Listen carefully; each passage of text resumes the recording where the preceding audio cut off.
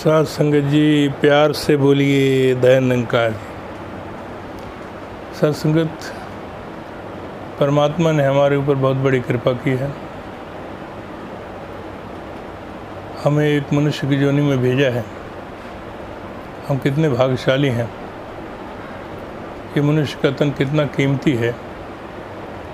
संत शिरोमणि तुलसीदास जी ने एक बात कही है रामचरितमानस में कि नर्तन सम न हिकौ न हो देही। नर्तन के समान दूसरा कोई देह है ही नहीं। इसका मतलब है कि सबसे उत्तम योनि मनुष्य की है, सर्वश्रेष्ठ योनि है, सबसे अव्वल दर्जे का। इसको अशरफुल मखलूक़ात कहा गया। सबसे उत्तम योनि मनुष्य की है। लेकिन उसी तुलसीदास जी ने एक बहुत सुंदर बात और कही कि क्षितिजल पावक गगन समीरा और पंच रचित अति अधम शरीरा। ये जो पांच तत्वों का शरीर जो मिला है, परमात्मा ने दिया है, सबसे नीच योनि है। अधम कहते हैं नीच को, अति अधम यानी एकदम नीच योनि। ऐसा क्यों? कहीं ना कहीं हमसे भूल चूक हो गई है, कहीं ना कहीं हमसे कोई ना कोई गलती ज़रूर हुई है, जिसके कारण ये बात कही गई है। अब लिखने वाला भी एक ही महात्मा है, तुलसीदास जी, और रामचरितमानस में ही लिखा है दोनों बातें। हमें विचार करना है कि नर्तन जो है सबसे उत्तम योनि है। नर्तन सम नहीं कौ न हो देही। इतना उत्तम योनि में आने के बाद ये पांच तत्वों का जो पुतला मिला है, परमात्मा ने दिया है, ये अधम कैसे हो गया, नीच कैसे हो गया? ये पांच तत्वों का पुतला जिसमें मिट्टी है, पानी है, हवा है, अग्नि है, आकाश है, क्षितिजल पावक गगन समीरा पंच रचित अति अधम शरीरा।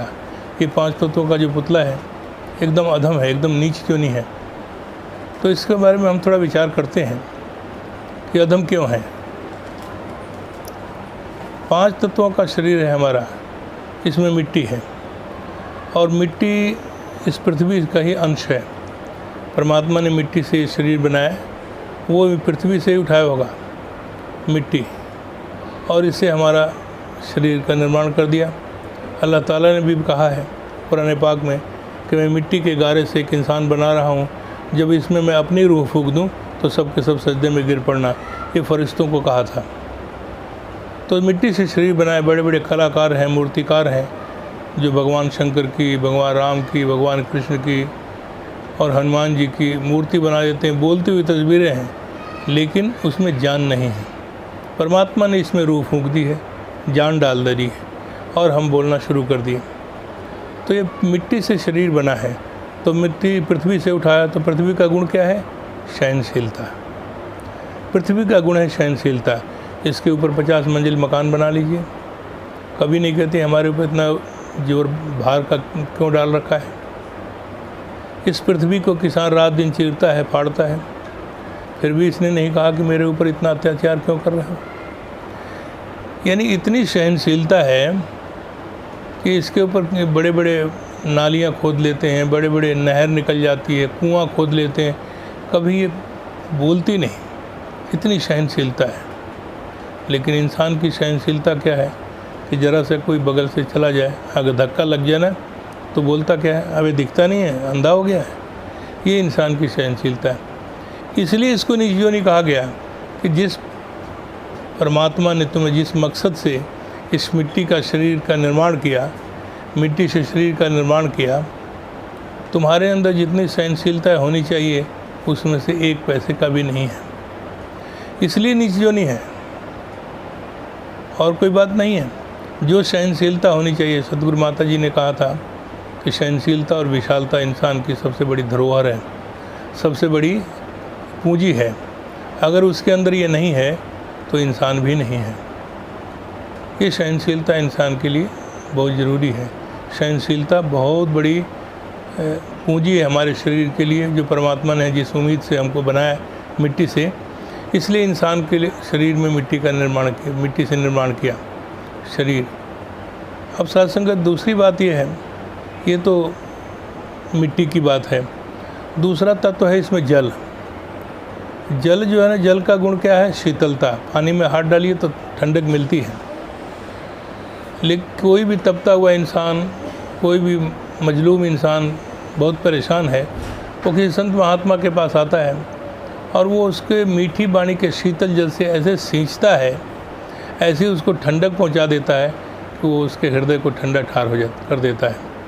और इंसान को अक्सर आपने कहते हुए सुना है कि फ़लाँ आदमी के पास 2 घड़ी बैठ कर देखो, हाँ, कलेजा ठंडा हो जाता है। ऐसी बात करता है, ऐसी ठंडक पहुंचाता है। तो ये इंसान के अंदर ये शीतलता भी होनी चाहिए। कोई कुछ भी कहे, कुछ भी कह जाए, उसके अंदर इतनी सहनशीलता और शीतलता होनी चाहिए कि उसका उसके बातों का असर ना हो।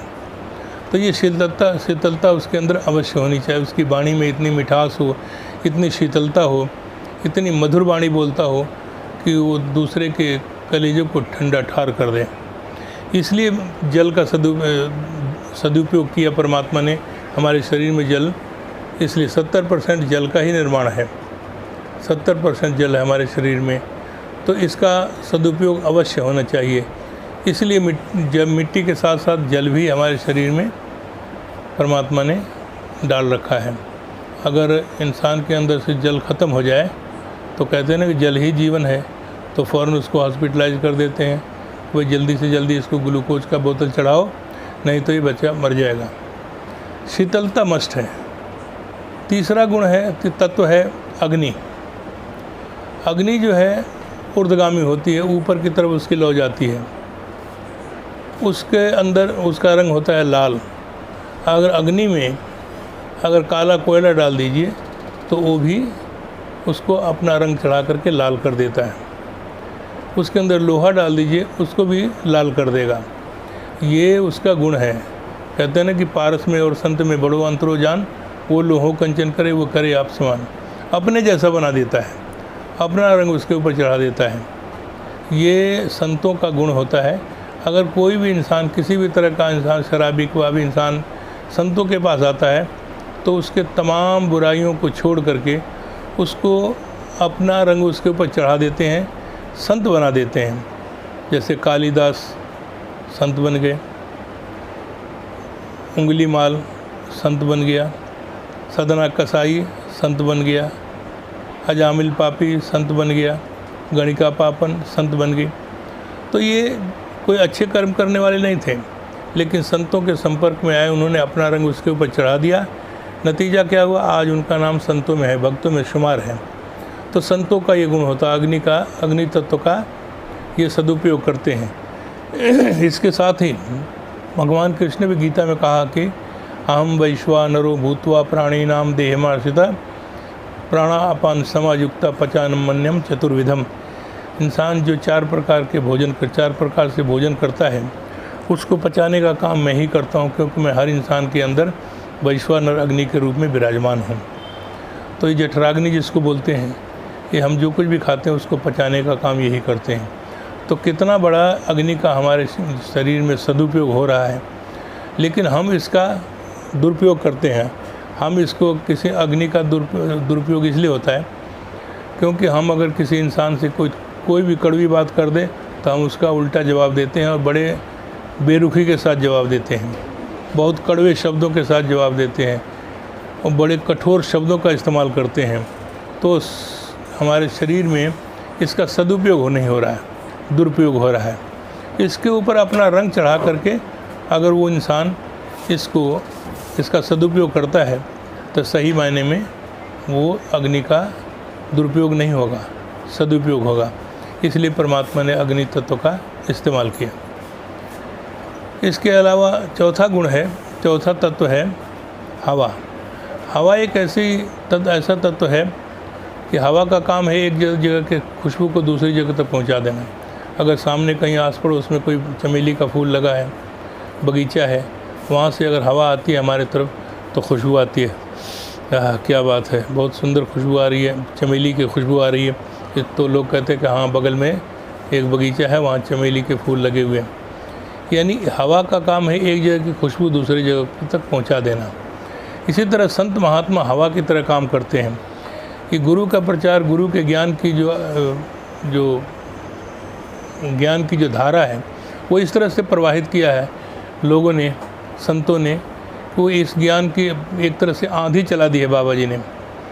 कहाँ कहाँ देश के कोने कोने में, विदेशों में भी इसकी हवा पहुंच गई है, ज्ञान की रोशनी पहुंच गई है। ज्ञान की ऐसी आंधी चलाई है बाबा जी ने, चाहे वो हिंदुस्तान का कोई भी कोना हो, कहीं भी चले जाएं, वहाँ पर आपको इस ज्ञानवान महात्मा मिल जाएंगे। इस ज्ञान की आंधी चला दी है बाबा जी ने, तो हवा का ये काम करते हैं। साथ संगत इसके अलावा जो आखिरी तत्व है वो है आकाश। आकाश का गुण है शब्द यानी आवाज़, जो हमारी वाणी से, हमारे मुखारबिंद से निकलता है। लोग आपने पढ़ा है, सुना भी है कि आग लगी आकाश में, जर्जर गिरे अंगार, और संत न होते जगत में तो जल मरता संसार। यानी जो उसकी ज़ुबान में जो आग लगी है, जो कड़वाहट है, वो इंसान को क्या क्या पूरे संसार को जला कर राख कर देगा। इस ज़ुबान में आग लगी है, आग लगी आकाश में, इस ज़ुबान में, शब्द में जो आग लगी है वो बहुत ही कड़वी है, वो इंसान के हृदय को फाड़ कर रख देती है, जला कर रख देती है। इसीलिए महात्मा कहते हैं कि मिठा बोलो तेने चलो सतगुरु हो सिखांदा है। मीठा बोलना, प्यार से बोलना, सत्कार से बोलना, अदब से बात करना, अदब से पेश आना, ये संतों का गुण है। जब भी महात्मा कोई भी मिलता है, उसको बड़े अदब के साथ, बड़े प्यार के साथ उसको नमस्कार करते हैं, उसको बुलाते हैं, आइए महाराज बैठिए, सुनाइए, क्या सेवा है हमारे लिए। तो ये जो आग जो ज़ुबान में लगी है, उसके बजाय उसमें मिठास हो, उसके अंदर वो सरलता हो, सरसता हो, निर्मलता हो, तो फिर इस आकाश का भी सदुपयोग हो जाता है। अगर इसका हम दुरुपयोग करेंगे तो गुरु के आदेश के ख़िलाफ़ हो जाएगा। तो गुरु हमसे कहते हैं कि मीठा बोलो, प्यार से बोलो, सत्कार से बोलो। इसलिए कहें सत्कार गुरु का करना है तो हर एक का सत्कार करो, हर एक से प्यार करो, हर एक का सत्कार करना ज़रूरी है, चाहे बच्चा है, बुज़ुर्ग है, माई है, भाई है। हम परिवार में भी जब इसका सदुपयोग करते हैं तो परिवार का परिवार सुखी हो जाता है। तो साथ संगत हमारे लिए 5 तो बहुत कीमती है, इसलिए इसका सदुपयोग करना हमारे लिए बहुत ज़रूरी है। अगर हम इसका सदुपयोग करते हैं तो समझ लीजिए कि हम गुरु के, प्रभु के बनाए हुए इन 5 तत्वों का हम लाभ उठा रहे हैं, और उसका लाभ हर एक इंसान के जीवन में होता है। इसलिए ये मनुष्य तन सबसे उत्तम जोनी है, अगर इनका सदुपयोग हो रहा है तो। अगर सदुपयोग नहीं हो रहा है तो तुलसीदास जी की बात सत्य हो जाएगी कि अधम शरीर है, एकदम नीच जोनी है। इस नीच जोनी को ऊंच जोनी में बनाने के लिए, उत्तम बनाने के लिए हम इन 5 तत्वों का सदुपयोग करें और इस पर अमल करने की कोशिश करें। हमारा लोक भी सुखी हो जाएगा और परलोक भी सुहेला हो जाएगा। साथ संगत जी प्यार से बोलिए, दयानंद का।